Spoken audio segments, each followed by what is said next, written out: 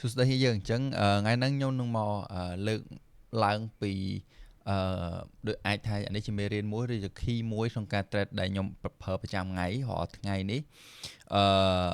ដែលខ្ញុំតែងតែប្រើពាក្យថា POC ហ្នឹង POC មកពាក្យថា point of control point of control ហ្នឹងគឺជានេះ price level where the highest volume of trading occurs over a specific time period មានន័យថាគឺជាចំណុចឬក៏ key មួយកន្លែងមួយតម្លៃមួយដែលមានការជួញដូរច្រើនជាងគេ volume ច្រើនជាងគេក្នុងមួយ period ហ្នឹងអញ្ចឹងទីហោថាចំណុច point of control ឥឡូវទីហោថាយើងចង់ដឹងមួយថ្ងៃទៅមួយថ្ងៃpoint of control វានៅណា key ដែលមាន pressure អ្នក buy អ្នក sell បានធ្វើការ transaction ច្រើនជាងគេនៅណាអញ្ចឹងយើងអាច check មើលបានទីហោថាខ្ញុំប្រើ tool នេះមួយចុះនេះ daily អញ្ចឹង daily point of control ឯណាអញ្ចឹងទីហោថាថ្ងៃមុននេះ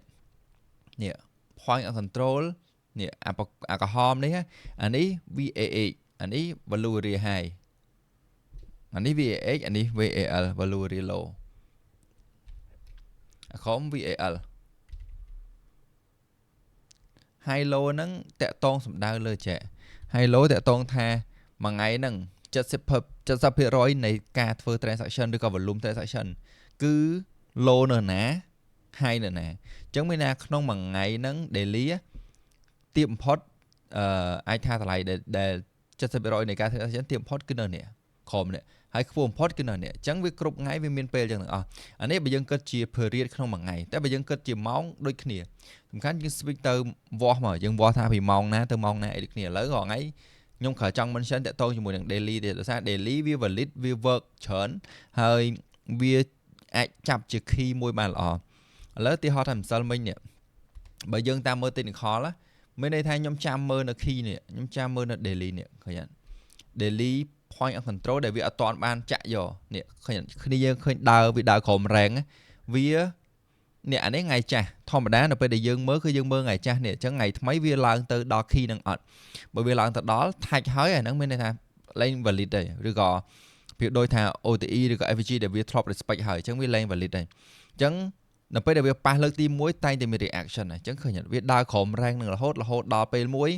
ផ្សារហ្នឹងឃើញថ្ងៃទី1ថ្ងៃទី2ថ្ងៃទី3 load ដល់វាឡើងទៅប៉ះ rank ហ្នឹងប៉ះ key ហ្នឹងឃើញវា rejection ខ្លាំង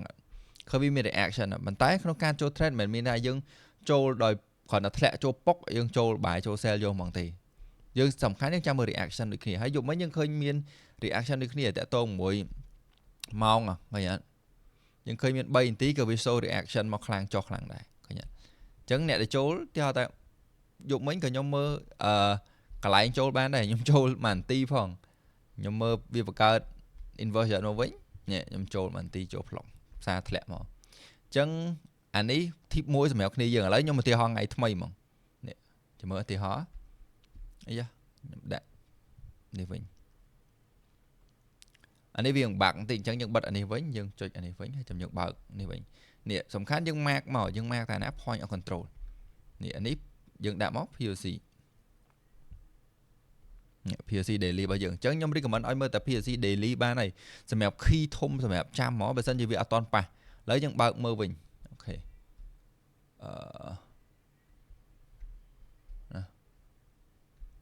នេះខ្ញុំឲ្យបើកមើលហើយយើងបើកមើលយើង note key ហ្នឹងយើងមិនបាច់បើកចោលចឹងឯងនាំឲ្យតែវាអញនៅលើ chat របស់យើងនេះយើងបើកចោលមកយើងសូមួយហើយយើងអាចថាចេះបើមិនជាវាអត់តន់ប៉ះទីហោថាចេះទីហោតានេះថ្ងៃចាស់ដោយសារនេះវាបានផ្សារបើកថ្ងៃថ្មីឯនេះម៉ោង5អញ្ចឹងផ្សារបើកថ្ងៃថ្មីអញ្ចឹង point of control វានៅនេះយើងអាចដាក់ alert ចោលនៅម្ដុំហ្នឹងមកទីហោនេះយើងអាចដាក់ alert ចោលនៅម្ដុំហ្នឹងមកអញ្ចឹងអីគេនេះប៉ុន្តែអានេះអត់យកទេណាប្រៀបដូចជាអា point control នេះមានន័យថាផ្សារហ្នឹងវាបានដើរឆ្លងកាត់ rank ហ្នឹងហើយអស់ហើយវាធ្លាប់ប៉ះវាធ្លាប់ឡើងវាធ្លាប់respect ឲ្យអស់ហើយអញ្ចឹងអានេះអត់យកទេលុះត្រាតែវានៅ fresh ទេទីហោថាផ្សារហ្នឹងចុះមកក្រោមដើរនៅខាងក្រោម rank អញ្ចឹង POC ថ្ងៃថ្មីនេះអត់ទាន់បិទទេទីហោថាវាបិទនៅលើចេះទាំងមានន័យថានៅពេលដែលវាឡើងទៅផ្សារទៀតវាប៉ះដល់ key មួយហ្នឹងវានឹងធ្វើឲ្យមាន reaction ផ្សេងអញ្ចឹងបើយើងចាំយកអាហ្នឹងមួយទៀតយក confirm វាពិតជាល្អមែនទែនក្នុងការដែលយើងចូល trade valid ដោយសារអីខ្ញុំមើលនេះថ្ងៃចាស់នៅខាងក្រោមនេះអញ្ចឹងផ្សារហ្នឹងដើរលើវាអត់ទាន់ប៉ះទេឥឡូវនៅពេលដែលវាចុះមកធ្លាក់ប៉ះនេះចាំមើល ឃើញដូចអាថ្ងៃមុនប៉ះឲ្យធ្លាក់អត់នេះប៉ះសិលមិញហ្នឹងម៉ោង CPI ហ្នឹងឡើងទៅដល់ key level ហ្នឹង point of control ហ្នឹងប៉ះធ្លាក់ខ្ពស់មកដល់ក្រោមហើយបើយើងមើលតាម technical ដូចគ្នាកន្លែងនេះវាត្រូវ swap ដែរបាយសាយ activity នេះត្រូវ swap វាឡើងទៅវាអត់ swap ម្សាអានេះវាអត់មែនជា equal high វាstir តិចប៉ុន្តែអាហ្នឹងក៏ជា liquidity វាត្រូវ take out ដែរវា take out ហើយយើងចាំមើលឡើយនេះវាចុះមកមែនអញ្ចឹងថ្ងៃថ្មីនេះបើយើងមើលនេះគឺ point of control របស់យើងមើលតាមនេះមើលតាម tool របស់យើងណាអញ្ចឹងយើង mark មក0នេះ key level នេះអញ្ចឹងយើងរងចាំថាវាចុះមកដល់ហ្នឹងវាមាន reaction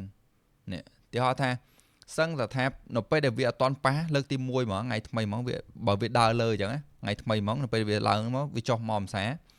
វាមកថាច់មក0 key ហ្នឹងឃើញអត់នេះយើងឃើញអត់គ្រាន់តែប៉ះ reject យកហ្មង long យកហ្មង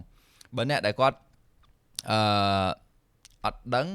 គាត់ឃើញតែធ្លាក់ខ្លាំងអញ្ចឹងគាត់នាំគ្នាចូល sell បន្តឬក៏អីអាហ្នឹងដាច់ account ហើយគឺ